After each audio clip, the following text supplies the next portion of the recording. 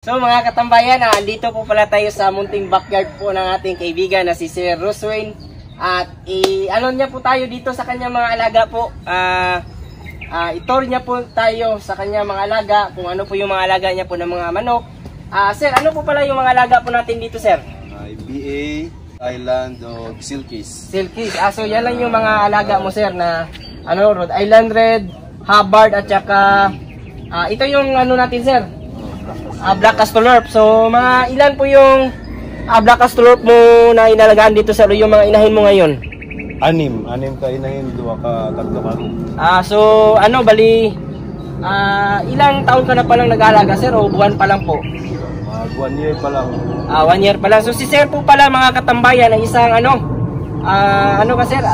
Seaman po pala. So, bakit mo po naisipan na mag-alaga ng pagmamanok, sir, o mag-alaga ng mga ganitong klaseng manok? Kapoy trabaho, sir. So yan mga katambayan, kumusta naman yung kita natin, sir? Okay lang ba, sir? Sakto na, sir. Mga finance man. So yun mga katambayan, sa mga manok mo dito ngayon, sir, lahat, sir, ilan yung mga inahin mo talaga? 20. So 20. Bago pa pala ka sir, nag-start mag-alaga. So ito yung mga Hubbard mo dito, sir. So ito yung mga Hubbard. Ilan yung mo, sir? Babae ng mga Hubbard, sir? 4. Apat na, sir. So malalaki po talaga, sir, no? Yung mga Hubbard mo. So ito, sir? Mga ilang na din po ito, sir? Ilang kilos? Ilang buwan na din itong bago pa lang din po ito. Mga 8 to 9 months. So 8 to 9 months. Kumusta naman yung pangingitlog, sir? Okay na naman. Sir. So yan mga katambayan, sa mga nagbibenta ka rin ba ng mga sisiyo, sir? Sir, yes. So yun mga katambayan, sa mga gustong bumili po ng mga sisiyo, ilagay ko na po yung ating detalye, sir, para at least makontak ka ng ating mga kaibigan. Ano pa yung mga alaga mo pa dito, sir? Ito yung Rhode Island Red mo. So ito yung mga Rhode Island Red, mga katambayan.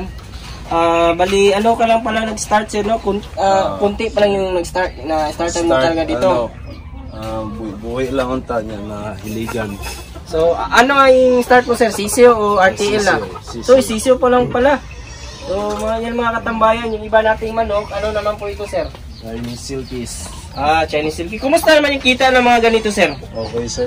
Mahal lang price karon, sir, sa Silkies. So, magkano naman po mga ganito, sir? Ang sisiyo, 200 each. Ano yan? Ilang edad na yan, sir? Day old to 1 week. Day old to 1 week. Yan yung 200 pesos per head. So, nagbibenta ka rin ng mga ganito kalaki, sir, na mga RTL, wala pa?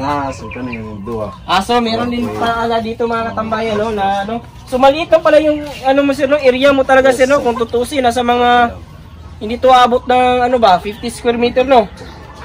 So, mga naka-range lang pala ito, sir, no? Nakakulong lang pala, no? So, yan yung mga alaga niya katambayan, no? So, binibenta yan, sir? Yes. Paris yan, sir? Yes, pairs. So, magkano naman yan, sir? Pwede ba natin malaman magkano yung presyo, sir? 2K, sir. Okay. 2K na yan. Okay na yan, sir, no? So, sa mga naghahanap po ng silky, tamang-tama. So, ano po ito, sir? Pinapalimlim nyo ba, sir, yung ating mga alaga? Incubator. May incubator ka rin. Okay. So, ito si ma'am pala yung partner niya po. So, may mga sisiyo din po tayo na mga, sir? Meron, sir. Binibenta. So, may available tayo ng sisiyo ngayon, sir? Meron, sir. So, mga katambayan, ito yung mga available niya po ng sisiyo. So, yan mga katambayan, Suga na yun. So, mga ilang weeks na din po ito, sir? Week old pa. Week old pa lang. So, ito, sir, kung may magbili, pwede na po talagang bilhin. Pwede na, sir. So, pwede ba natin malaman yung presyo, sir? Kung magkano ang mga ganito, sir? 100 each, tapos 10 plus 2. Maganda pala, sir, no? So, yan mga katambayan. So, ano po yung mga lahi natin dito, sir? Rhode Island, Black Castolorp, Hubbard. Hubbard. Okay. Ang silky sold out. So, may ari na. So, sir, sa pag-alaga po ng manok, sir, sa isang buwan, sir, ilan yung napuproduce mo na sisiyo sa iyong manukan po dito? 100 plus. So, 100 plus. So, naubos po talaga yan. So, maganda din pala yung kitaan pala sa, kahit maliit lang yung area, sir, no? So, ano po yung masasabi nyo, sir, kahit maliit yung ating area, sa mga gusto mag-alaga, mag-upisa ng pagsisisyo, sir? Okay lang. Stay focused. So, focus yan lang sa farming. Sa iyong pag-alaga, sir, yung magkano yung kumbaga buwan na kinikita mo talaga sir sa ganito lang kaliit na area? Nasa 15. So 15,000 mga katambayan, ganito lang yung area. So wala po talagang rason na hindi po tayo kikita kung masipag lang po tayo mag-alaga ng mga manok.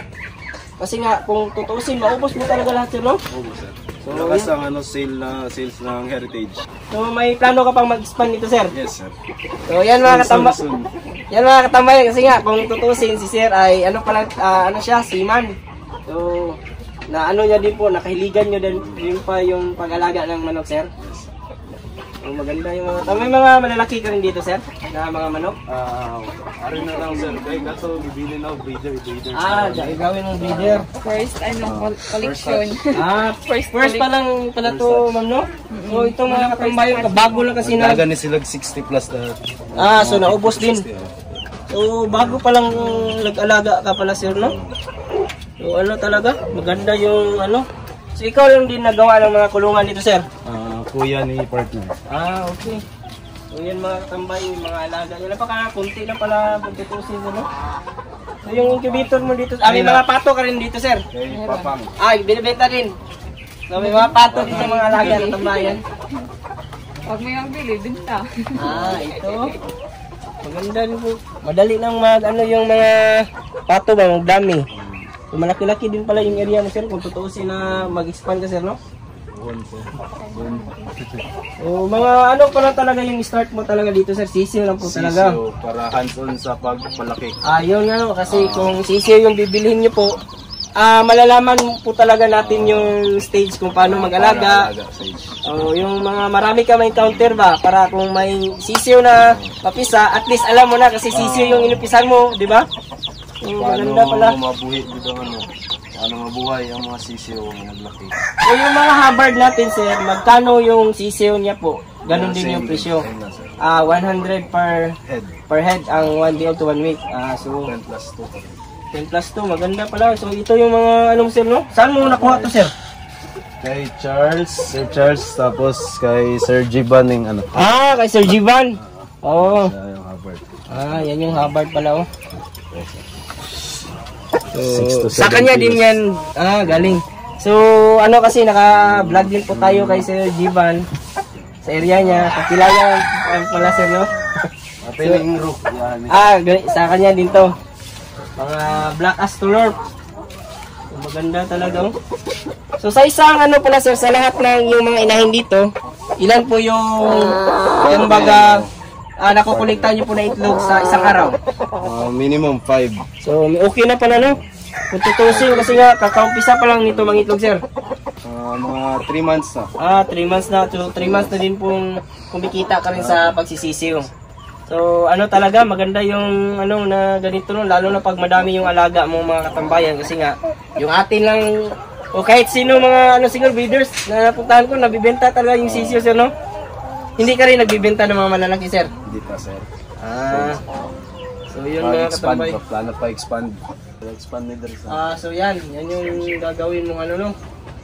So maganda mga katambayan. So sa mga gusto magsimula, pwede po tayong makakuha kay sir ng ating material. Kumbaga. Pure breeds tayo, sir. Wala. Yan mga katambayan, pure breed siya.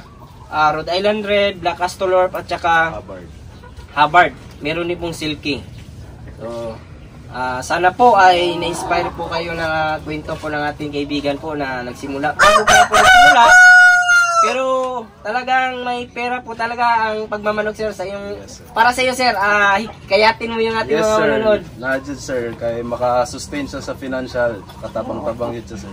So sa gasto mo naman po dito, sir, mga ilang sako yung naubos mo nito? Mga hindi abot ang isang sako sa isang buwan? Abot, sir. Abot lang, mga estimate mo, sir, mga maximum 1 sack and 1 so may kita po talaga sila. Pero may alternative, sir. Kakaan mo sila gulay.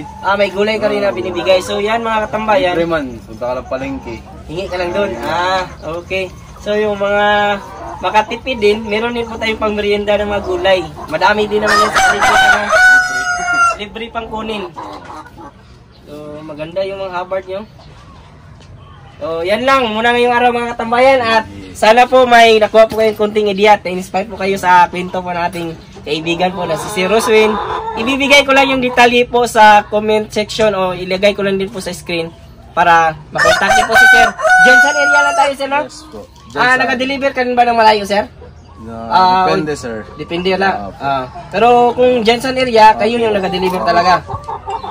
Yan mga free. Free. Yan mga katambayan. So yan na po ngayong araw mga katambayan at nagpapasalamat po pala tayo sa ating kaibigan po na pinatuloy niya po tayo sa kanyang munting manukan at yun nga nalaman din po natin na okay din yung pag-aalaga niya po ng manok na kumikita po siya kahit papano. Sa mga nanood po pala ng aking mga previous videos at mga bago po natin subscribers and viewers, welcome po sa aking channel at kung nagustuhan nyo naman po ang video ito, sana po ay consider nyo po akong subscribe. Napakaraking tulong po yan. Kung may mga katanungan naman po kayo, ilagay nyo lang po sa comment section at ating sasagutin. At huwag kalimutan i-click yung notification bell para sa mga susunod na videos. Maraming salamat po pala King's Beta Plus Animal Feed Supplement, Panamox, Panamox Forte, Worms to Go, Intenso Plus, Intenso Premium, and Intenso Power Stag. At bago muna tayo magpaalam, shoutout muna natin yung ating mga kaibigan dyan na si Ridan Lagura, Dance Mix Vlogs Channel, Charlie Discarte Channel. Sa mga nanood po dyan, shoutout po sa inyong lahat. Sa mga hindi ko naman po na shoutout, i-shoutout ko na kayo sa susunod. Maraming salamat, God bless at ingat po kayo palagi. Bye-bye!